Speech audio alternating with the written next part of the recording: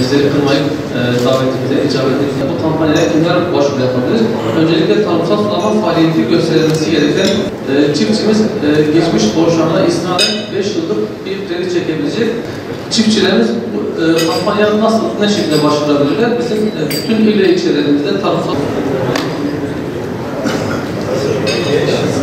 Bildiğiniz gibi 15 Eylül 2022 tarihinde Cumhurbaşkanlığı kararnamesi ile Türkiye'de elektrik enerjisi kullanarak tarımsal sulama yapan çiftçilere geçmiş borçları ve güncel borçlarını desteklemek amacıyla sıfır faizli Ziraat Bankası kredisi kararnamesi yayınlandı. Bu kararnameye konu olan çiftçi sayısı olarak, çiftçi borcu olarak da en büyük pay bölgemize ait tarımsal sulama çiftçilerinin borçlarını kapsamaktadır.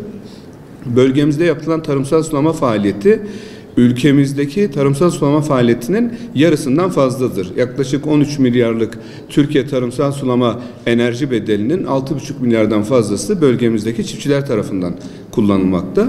Bu oran sadece çiftçilerimizin tükettiği yıllık enerji miktarı birçok ilimizin toplam tükettiği enerjiden, hatta bazı dağıtım bölgelerimizin tükettiği enerjiden bile fazladır. Bizim de büyük ölçekli 25 binin üzerinde tarımsal sulama çiftçimiz var. Bu çiftçilerimizin bugüne kadar son 8 yıl için bilanç ödemelerine baktığımızda bu 25 bin çiftçimizin sadece %10'unun geçmiş borcu yoktur. %90 çiftçimizin geçmişe yönelik borcu var.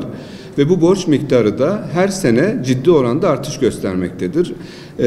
Güncel olarak 14 milyarı geçtiğini söyleyebilirim çiftçimizin toplam borcunun. Tabii bu kararnameden önce biz çiftçilerimize mümkün olduğunca operasyonlarında sağladığımız elektriğin hizmet bedelini almak üzere birçok kolaylıklar sağladık.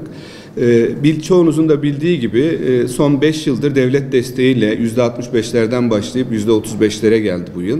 Devlet desteğinin yanında biz de çiftçilerimize mümkün olduğunca işte her türlü ödeme kolaylığı sağlayarak 15 Eylül tarihine kadar geldik. Şimdi 15 Eylül tarihinden önce çiftçilerimizle bu borç ödeme konusunda masaya oturduğumuzda genelde gelen talep hep biz geçmiş borçlarımızı ödemekte zorlanıyoruz. Bu borçlarla ilgili bize taksit yapılması, indirim yapılması sağlanırsa bu borçlarımızı ödeyip biz de güncel borçlarımızla normal perakende abonesi olarak Türkiye'nin diğer illerindeki, diğer bölgelerindeki normal tarımsal sulama çiftçisi statüsüne gelmek istiyoruz gibi çok yoğun talep vardı.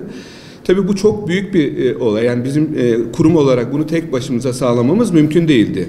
15 Eylül'de bu kararnameye çıkınca aslında biz şirket olarak çok ümitlendik. Yani çiftçimiz için aslında bir can simidiydi. Bunun beklentileri tamamen de bu yöndeydi ve bu bahsettiğimiz kredi de tam bu anlamıyla bu imkanı sağlıyordu. Peki bu kredi nasıl bir kredi? Onu açıklayayım izninizle.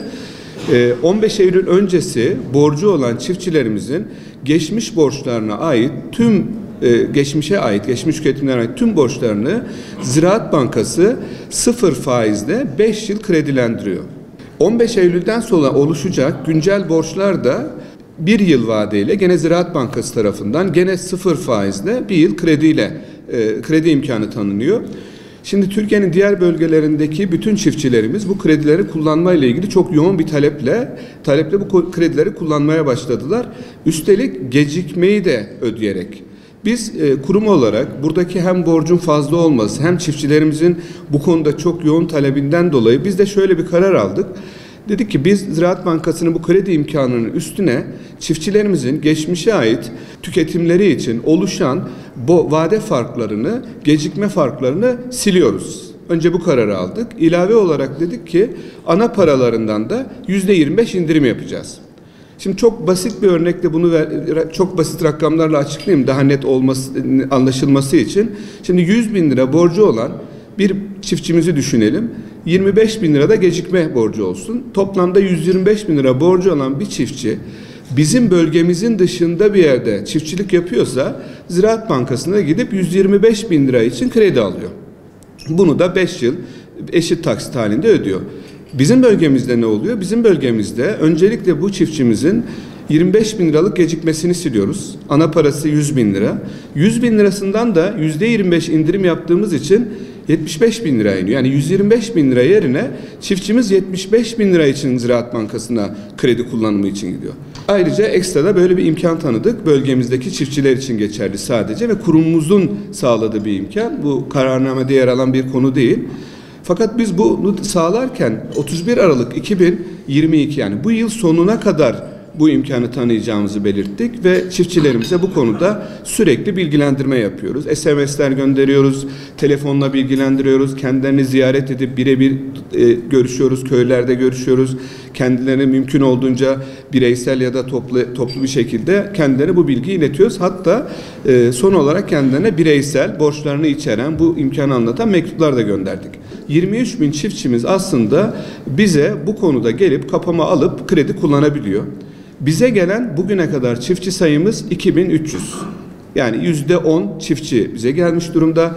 Kapama formunu almış ve bankaya gitmiş durumda. Geriye kalan çiftçimizin maalesef bu krediye, bu imkana çok da sıcak bakmadığını düşünüyoruz. Fakat maalesef görüyoruz ki bankalara başvuruda, kredi başvurusunda beklediğimiz değil, inanılmaz düşük ölçüde bir başvuru var. Şimdi bugünkü toplantımızda özellikle sizlerin aracılığıyla da şunu belirtmek istiyorum. 31 Aralık yaklaşık 15 gün sonra bu bahsettiğim örnekteki 125 bin borcu olan çiftçimiz 1 Ocak 2023'ten itibaren Türkiye'nin diğer bölgelerindeki çiftçiler gibi 125 bin lira için kredi alacak. Bunu çok net olarak sizler aracılığıyla da açıklamak istiyorum. Ve çiftçilerimizin bu süre zarfında, kalan süre zarfında bizim hem ilçe yöneticiliklerimize hem müşteri memnuniyeti merkezimiz, tarımsal sulama merkezlerimiz var ve il ve büyük ilçelerimizde buralara başvurmalarını bekliyoruz.